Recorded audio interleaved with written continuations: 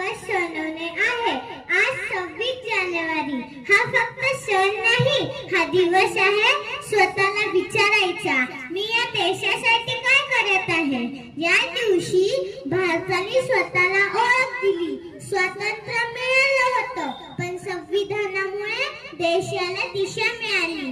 Doctor Babasaheb Ambedkar म्हणतात, संविधान कितीही चांगलं असलं, जर ते चालवणारे लोक प्रामाणिक नसतील तर देश मजबूत होत नाही. म्हणजे भारताचं भवितव्य कायद्यांमध्ये नाही तर आपल्या विचारांमध्ये आहे.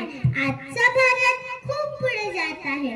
आपण चंद्रावर पोहोचलो, डिजिटल झालो, सगळं वेगात चालत आहे. पण प्रश्न असा आहे, आपण माणूस म्हणून तितकेच पुढे गेलो आहोत का? संस्कृत मध्ये एक महान विचार आहे, वसुधैव कुटुंबकम, म्हणजेच संपूर्ण जग कुटुंब आहे. जर जग कुटुंब असेल तर द्वेषाला जागा नाही, अन्यायाला माफी नाही आणि मौनाला परवानगी नाही. संत तुकाराम म्हणतात, जे काय रंजले गांजले त्याशी म्हणे जो आपुले, म्हणजेच जो दुर्बल आहे तोही आपलाच आहे.